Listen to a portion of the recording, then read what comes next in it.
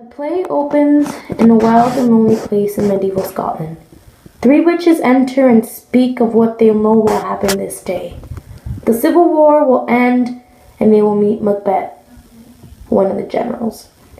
Their meeting ends when their demon companions in the form of a toad and a cat call them away.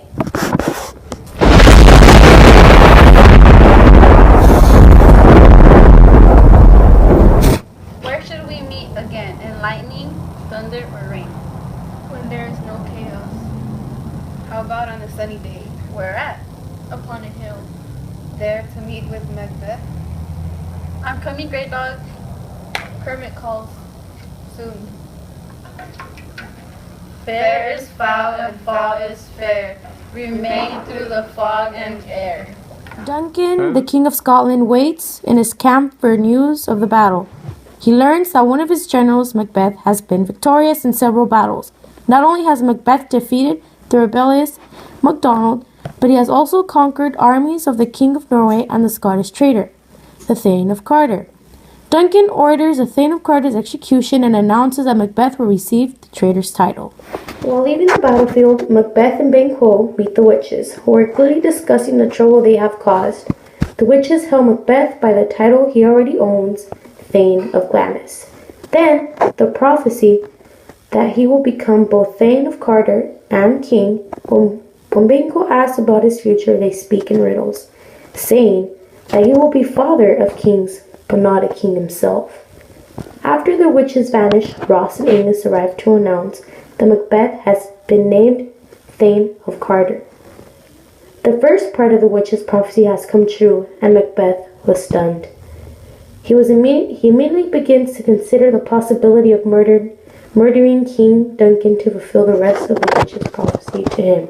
Shaken, he turns his thoughts away from this horrid image. Where you been at, witch? Killing pigs. Witch, where? I have a great idea that will not let him sleep at night nor day. You do? What is it? I have a potion. The bell. Macbeth is coming.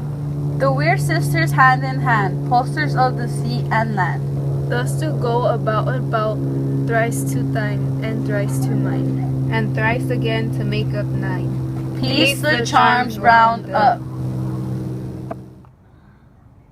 All hail Macbeth, the Thane of Glamis. All hail Macbeth, the Thane of Carter. All hail Macbeth, who will be king.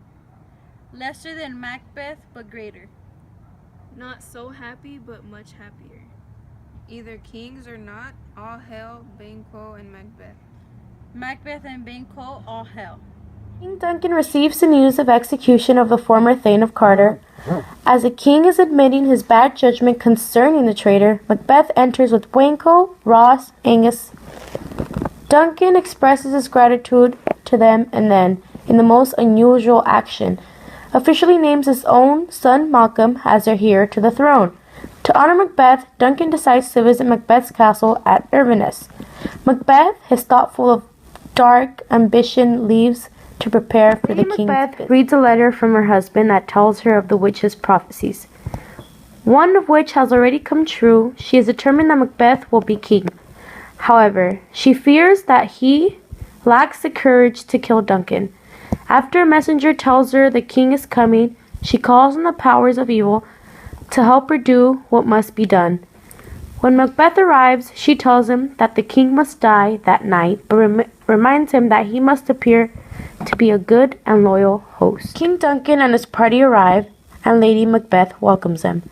Duncan is generous in his praise of his host and eagerly awaits the arrival of Macbeth. Macbeth has left Duncan in the middle of dinner. Alone, he begins to have second thoughts about his murderous plan. Lady Macbeth enters and discovers that he has changed his mind. She scornfully accuses him of cowardice and tells him that a true man would never back out of a commitment. She reassures him of success and explains her plan. She'll make sure that the king's attendants drink too much. When they are fast asleep, Macbeth will stab the king with the servant's weapons.